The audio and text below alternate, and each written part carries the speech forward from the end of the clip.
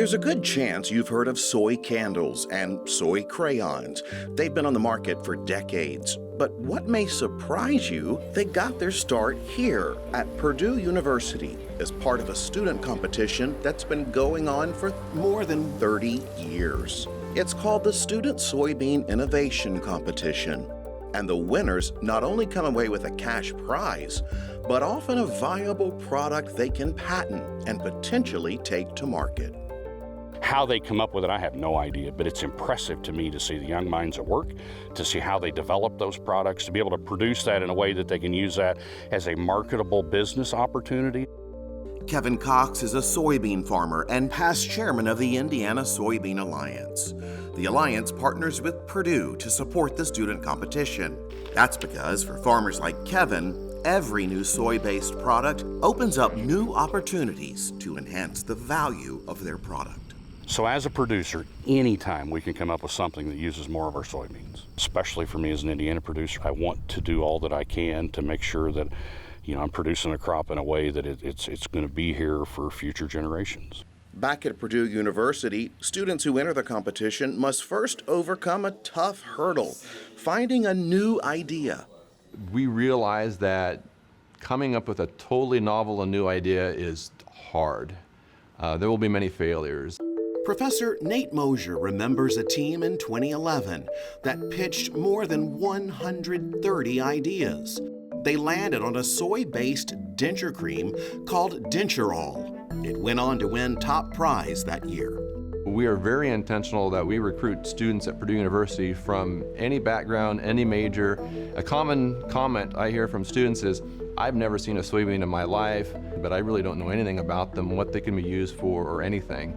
And so we connect the students not only with experts on the faculty here at Purdue, but with companies like Cargill and ADM that process soybeans and make the soybeans into a wide variety of useful products.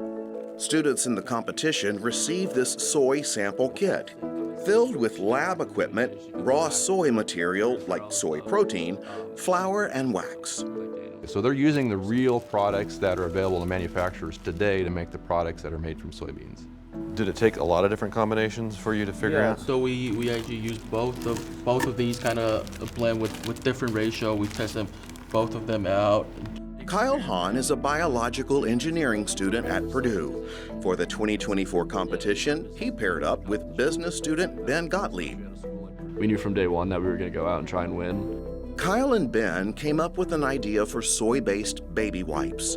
Traditional baby wipes contain plastic and were soon to be banned in the United Kingdom.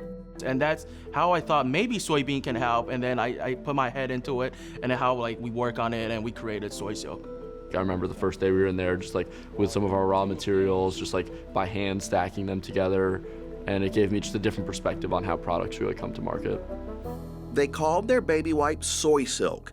It uses soy fiber for the base sheet, and the moisturizing agents are soy-based as well.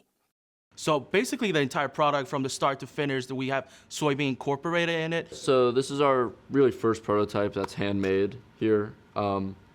It's made out of the soy fiber, and then we have different wetting agents on it to make it clean. And I remember the first time Kyle sent me the video of the working prototype, and being able to see it outcompete the best sustainable baby wipe on the market was shocking. The best products, and usually the ones that win, not only work well, they outperform the competition. So they're renewable, they're biodegradable in many cases, but they work as well or better than their competitors on the market. Over $100 million of damage every year to plumbing systems comes from baby wipes and the plastic polymers that aren't able to break down, causing blockages in sewage, which is why in the UK there were proposed laws to ban them. Ben and Kyle see soy silk as a way to fill that void in the market. But first, the competition. We were able to showcase our product, which was super rewarding to see people impressed with what we came up with. We performed better than other baby wipes on the market.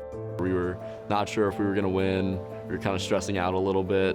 When they announced third place, okay, that's not my name. Second place, that is not my name. And we're okay, maybe we're not winning this year. And then when they announced first place is soy silk, I remember me and Ben, we just looked at each other, we're is that true? For the grand prize of Team Soy Silk, It was true. They won first place and a $20,000 grand prize.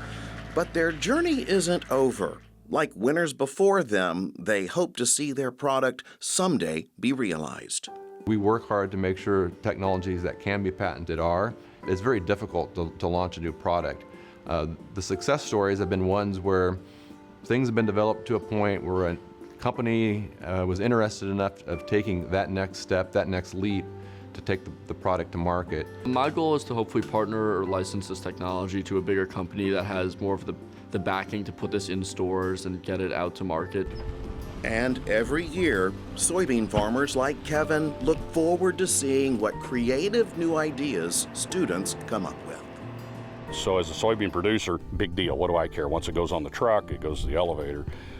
But to be able to see new products being able to be developed each year, it's exciting for me as a producer to be able to know that I've got a hand in some of that.